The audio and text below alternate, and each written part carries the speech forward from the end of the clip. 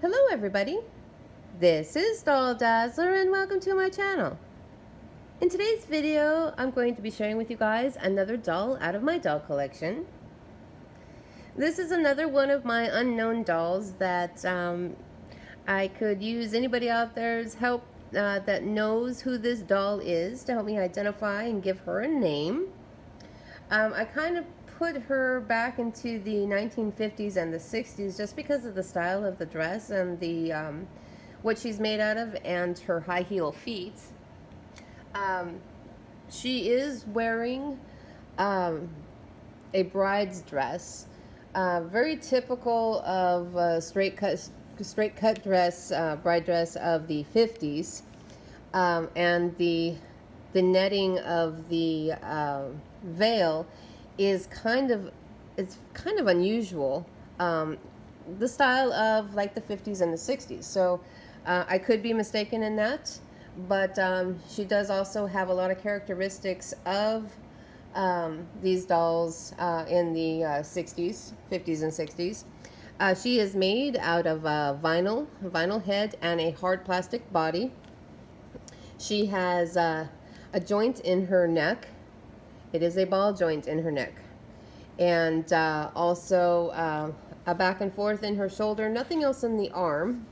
Nothing in the bodice. It's all just hard plastic. But she has this unusual twist joint in her wrist. And when I was doing the research online, I could not find this doll. I don't know if this is the only one that was made with a joint like that, but her hands are very, very large for the doll. So I don't know if that helps anybody out there, if somebody has this particular doll or if they know who she is because of the joint. I don't know if it's rare or not, but I know I couldn't find it. So that is maybe a good identifier for the doll.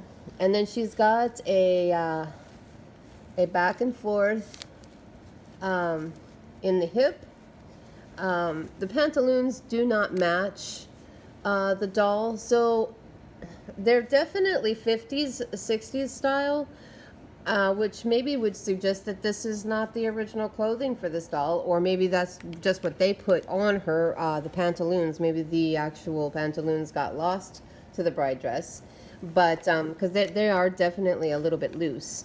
But that could just be from the elastic being old.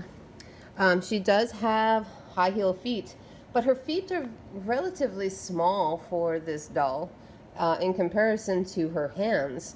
So it's kind of like she might even be kind of like a knockoff doll where, a lot of knockoff dolls, they have their proportions aren't right.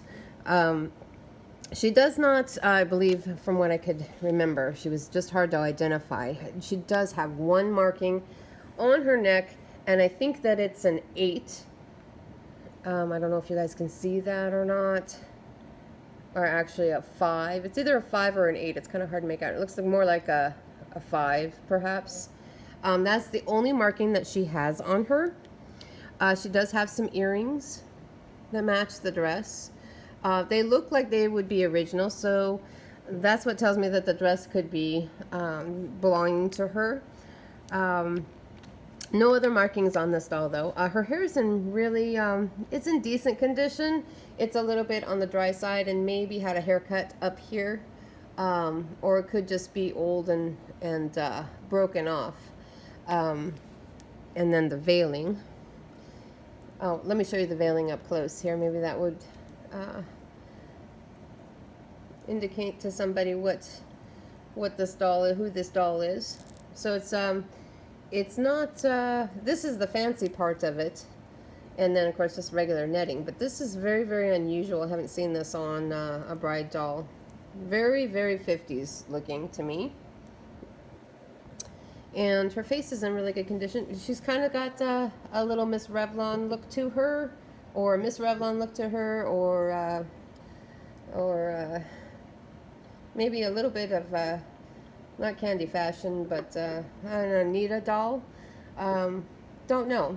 So if this doll looks familiar to anybody, or if you have this doll and you know who she is, please leave that in the comments for me.